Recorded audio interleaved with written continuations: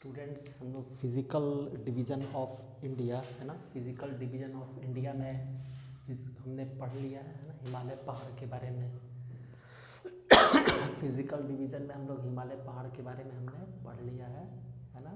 और फाइनल नहीं है, लेकिन उसमें जो क्वेश्चंस बाकी रह गए हैं जिसको हम लोग जो नेक्स्ट में जब लास्ट करेंगे सबका समअप, तो जो इम्पोर्टेंट क्वेश्चन और जो छूट गए हैं उनको फिर से एक अलग स्लाइड में तैयार करेंगे, ठीक है। तो हम लोग पढ़ते हैं पेनिनसुलर प्लेटू है ना। नॉर्दर्न माउंटेन हम लोग पढ़ लिए, ठीक है। ईस्टर्न हिमालयन माउंटेन भी हम लोग पढ़ लिए। अब हम लोग पढ़ेंगे पेनिनसुलर प्लेटू है ना। तो पेनिनसुलर प्लेटू प्रायद्वीपीय पठार है ना, बताया था प्रायद्वीपीय पठार। प्रायद्वीपीय पठार क्या होता है ना। प्रायद्वीप भूमि ऐसा क्षेत्र, ऐसा लार्ज लैंड मास जो तीनों ओर, ऐसा लार्ज लैंड मास जो तीनों ओर समुद्र से पानी से घिरा रहे है ना, उसको बोलेंगे प्रायद्वीप है ना। आइसलैंड तो हो गया जो चारों ओर पानी से घिरा रहे है ना। पेनिनसुला मतलब प्रायद्वीप हो गया जो तीनों ओर पानी से घिरा रहे, ठीक है। और प्लेटू है ना, पठार क्या हो गया। पठार हो गया कि ऐसा क्षेत्र जो अपने आसपास के लैंड से ऊंचा हो है ना। ऐसा क्षेत्र जो अपने आसपास के लैंड से ऊंचा हो और जिसका अपर सरफेस हो जो प्लेन हो है ना। टेबल टॉप की तरह अपर सरफेस जो क्या हो, प्लेन हो है ना। प्लेटू लोअर क्लास में पढ़े होंगे है ना। प्लेटू है ना, जो अपने आसपास के जो सराउंडिंग एरिया है उससे ऊंचा होता है और जिसका अपर सरफेस टेबल टॉप की तरह प्लेन होता है, ठीक है। प्लेटू, पेनिनसुलर प्लेटू है ना। पेनिनसुलर प्लेटू को दो पार्ट में बांटा गया है। पेनिनसुलर प्लेटू को सेंट्रल है ना, सेंट्रल हाईलैंड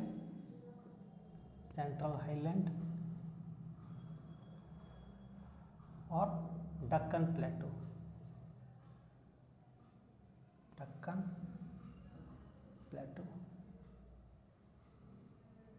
है ना। दक्कन प्लेटू दो भाग में बांटा गया है। सेंट्रल हाईलैंड्स को,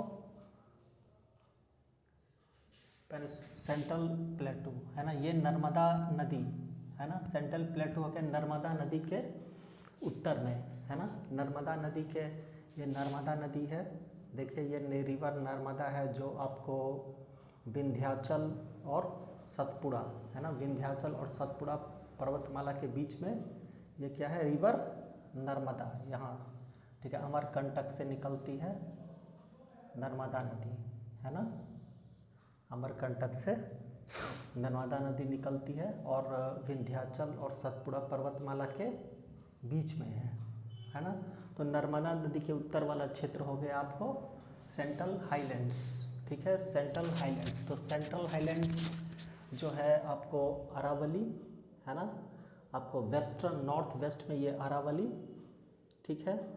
विंध्याचल है ना, विंध्याचल पर्वतमाला के बीच में है ना। अरावली हो गया विंध्याचल पर्वतमाला के ये क्या है, बीच में स्थित है ना। इसका बाउंड्री यहाँ हो गया गिर पर्वत से लेके ये कार्बी एंगलोंग है ना। तो ये अरावली पर्वत है ना, मालवा पठार, बुंदेलखंड, बाघेलखंड, कई पार्ट में इसको डिवाइड किया गया है, ठीक है।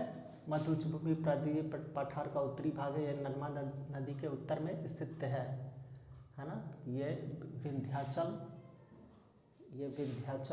और अरावली पर्वत और सतपुड़ा पर्वत से घिरा हुआ है, ठीक है। मध्य उच्च भूमि प्रायद्वीपीय पठार का उत्तरी भाग है, यह नर्मदा नदी के उत्तर में स्थित है ना।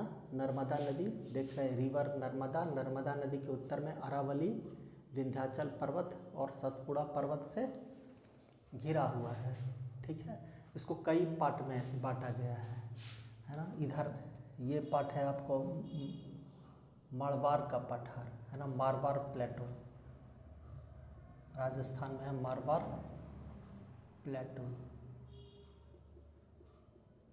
इसके बाद है मालवा का पठार, है ना, मालवा का, विंध्याचल के उत्तर में मालवा का पठार, है ना, और मालवा के पठार के पूर्वी भाग में है बुंदेलखंड और बाघेलखंड का पठार, ठीक है। बुंदेलखंड रीजन्स, है ना, बुंदेलखंड में आपको मध्य प्रदेश के भी जिले, 7 जिले मध्य प्रदेश के आते हैं और उत्तर प्रदेश राज्य के भी जो जिले आते हैं बुंदेलखंड में, है ना। बुंदेलखंड में मध्य प्रदेश और उत्तर प्रदेश दोनों राज्यों को मिला के समाहित है, ठीक है। और बाघेलखंड में छत्तीसगढ़ और मध्य प्रदेश, बाघेलखंड में छत्तीसगढ़ और मध्य प्रदेश के क्षेत्र आते हैं, ठीक है। तो केंद्रीय उच्च भूमि से निकलने वाली, है ना, कौन कौन सी केंद्रीय उच्च भूमि से निकलने वाली नदियां हैं? चंबल, सिंध, बेतवा, केन। चंबल है ना राजस्थान में, सिंध, बेतवा, केन है, और इनका प्रवाह दक्षिण पश्चिम से उत्तर पूर्व की ओर होता है ना। चंबल, सिंध, बेतवा और केन, ये सभी आपको यमुना की सहायक नदी, है ना, यमुना नदी की सहायक है।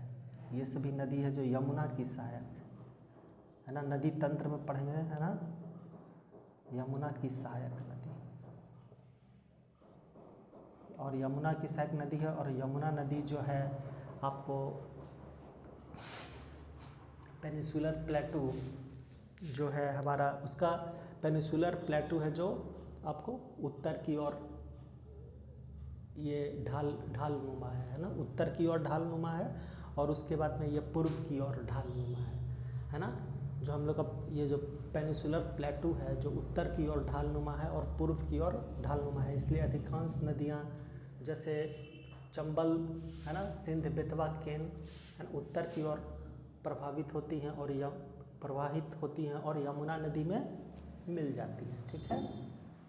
तो हम लोग का जो पेनिसुलर प्लेटू है ना, पेनिसुलर प्लेटू का जो झुकाव है, पेनिसुलर प्लेटू का जो ढाल है वो आपको उत्तर की ओर है ना, इसलिए नदियाँ जैसे सोन नदी निकलती है, सोन नदी है जो सोन नदी, है ना, निकलती है, और ये आपको इस साइड में, है ना, उत्तर साइड में जाती है, क्योंकि इस साइड में, उत्तर साइड में ढलान है ना। पेनिसुलर प्लेटो का जो झुकाव है उत्तर दिशा में है ढलान, और आपको पूर्व दिशा में ढलान है, इसलिए अधिकांश नदियाँ देखिए बंगाल की खाड़ी में गिरती हैं, है ना। तो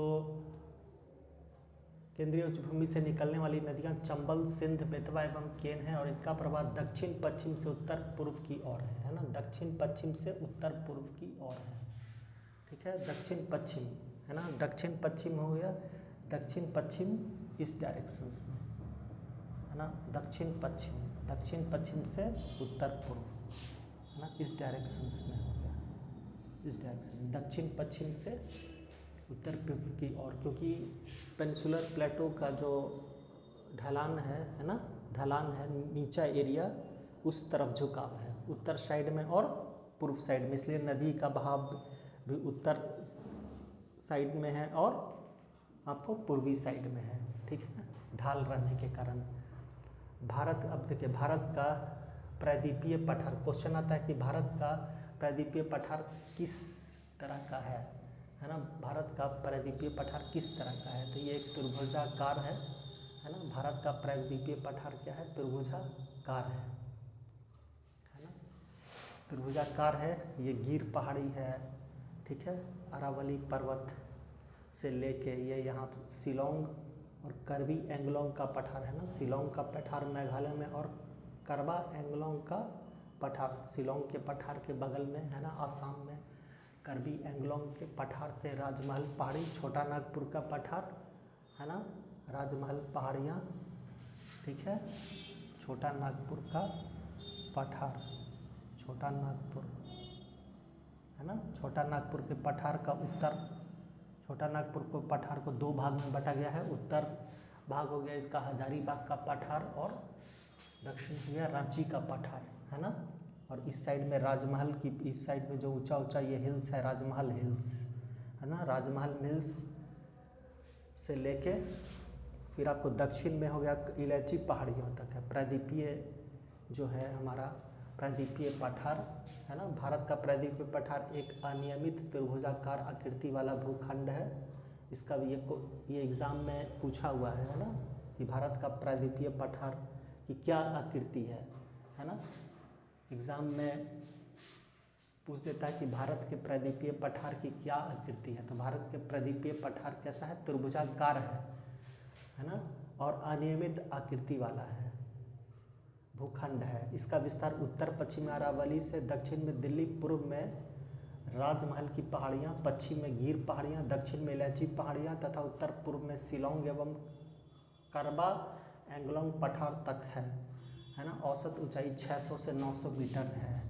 ठीक है, भारत के प्रायद्वीपीय पठार अरावली, ये गिर पहाड़ी यहाँ पे है ना, गिर पहाड़ी से लेके शिलोंग और करबी एंगलोंग का पठार, राजमहल पहाड़ियाँ है ना, छोटा नागपुर के पठार, छोटा नागपुर का पठार, और इसके बाद है आपको इलायची पहाड़ियाँ, यहाँ तक इसका विस्तार है। ठीक है, यह गोंडवान लैंड के टूटने और उसके उत्तर दिशा में प्रवाह के कारण बना था, है ना। हम लोग पढ़े थे कि सभी कॉन्टिनेंट्स, पहले के स्लाइड में हम लोग पढ़ चुके हैं कि सभी कॉन्टिनेंट्स आपस में क्या थे, एक जगह थे, जिनको पेंजिया नाम दिया गया है ना। जितने कॉन्टिनेंट्स जो आज प्रेजेंट स्टेट में है, ये एक जगह थे जिनको पेंजिया नाम दिया गया, और पेंजिया 2 पार्ट में टूटे, अंगारा लैंड और गोंडवान लैंड, है ना। अंगारा लैंड और गोंडवान लैंड, है ना। गोंडवान लैंड में आपको ऑस्ट्रेलिया, है ना, एंटार्क्टिका, अफ्रीका, साउथ अमेरिका और इंडिया थे। ठीक है, तो गोंडवान लैंड के टूटने एवं उत्तर दिशा में प्रवाह के कारण यह बना था प्रायद्वीपीय पठार। गोंडवान लैंड के टूटने और उत्तर दिशा में प्रवाह के कारण यह बना था। ठीक है, प्रायद्वीपीय पठार की ऊंचाई पश्चिम से पूर्व की ओर कम होती चली गई है ना। इसलिए इस क्षेत्र के अधिकांश नदियों का बहाव पश्चिम से पूर्व की ओर है। ठीक है, प्रायद्वीपीय पठार की ऊंचाई पश्चिम से पूर्व की ओर, है ना। पश्चिम में ये ऊंचा है, उत्तर में इसका झुकाव है ना। पश्चिम में ये ऊंचा है और पूर्व की ओर ढलान है ना, ऊंचाई कम है। तो अधिकांश नदियाँ इस आपको पूर्व दिशा में भारत की अधिकांश नदियाँ बहती हैं। ठीक है, तो प्रायद्वीपीय पठार की ऊंचाई पश्चिम से पूर्व की ओर कम होती चली गई है, इसलिए इस क्षेत्र की अधिकांश नदियों का बहाव पश्चिम से पूर्व की ओर है। ठीक है, अब अरावली पर्वत का विस्तार गुजरात से लेके दिल्ली तक, है ना, लगभग 800 किलोमीटर है, गुजरात से लेके दिल्ली तक, और इससे लूनी नदी निकलती है ना, इससे लूनी नदी निकलती है, लूनी अरावली पर्वत से, राजस्थान की नदी है। ठीक है, लूनी प्रायद्वीपीय पठार की औसत ऊंचाई है। अरावली पर्वत का विस्तार, ठीक है, लूनी नदी निकलती है। मालवा का पठार, है ना, मालवा के पठार के ऊपर है मारवाड़ पठार, मालवा का पठार। ठीक है, विंध्याचल पर्वत के ऊपर में है ना। नर्मदा नदी के उत्तर में स्थित मालवा के पठार के अधिकांश भाग को केंद्रीय सेंट्रल हाईलैंड कहते हैं। ठीक है, इसके बाद है मध्य उच्च भूमि। मध्य उच्च भूमि के पूर्वी विस्तार को हम लोग बुंदेलखंड और बाघेलखंड में बांटे हैं, है ना। मध्य उच्च भूमि आ जाएगा एग्जाम में, मध्य उच्च भूमि, है ना।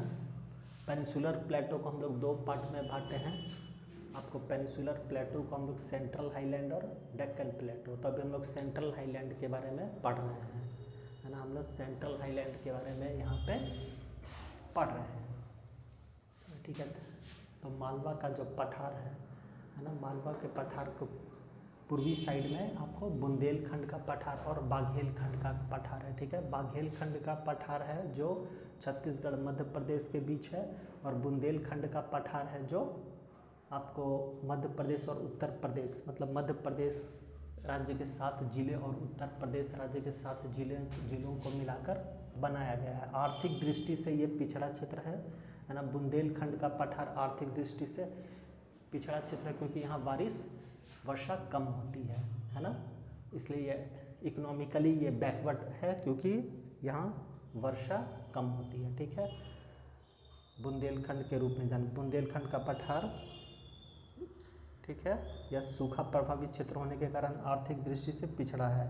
और बागेलखंड का पठार, बागेलखंड का पठार यह मध्य प्रदेश तथा छत्तीसगढ़ की सीमा पर स्थित है और केंद्रीय उच्च भूमि को पूर्वी पठार से अलग करती है। केंद्रीय उच्च भूमि को पूर्वी पठार से अलग करती है। ठीक है, इसमें जो जो इम्पोर्टेंट पॉइंट्स था है ना उसको। अब एक आता है कि अरावली पर्वत अरावली जो पर्वत है किस तरह का पर्वत है। ये अवशिष्ट पर्वत है ना, ये अवशिष्ट पर्वत है। ठीक है, मतलब अरावली पर्वत हिमालय पर्वत से भी बहुत पुराना, हिमालय तो नवीन है ना, यंग फोल्ड माउंटेन है, नवीन वलित पर्वत है।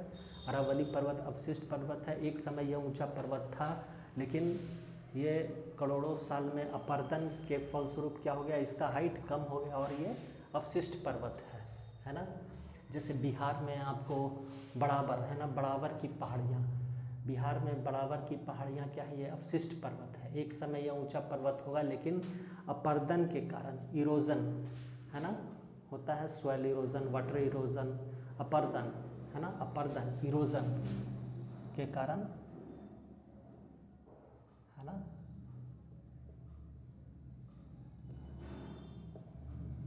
इरोजन के कारण क्या हुआ, ये अवशिष्ट, इसकी ऊंचाई घट गई और ये अवशिष्ट पर्वत में परिवर्तित हो गया। ठीक है, तो और आगे का पॉइंट हम लोग नेक्स्ट स्लाइड में पढ़ेंगे है ना। पेनिनसुलर प्लेटू के बारे में हम लोग अगले स्लाइड में पढ़ेंगे। Okay, thank you.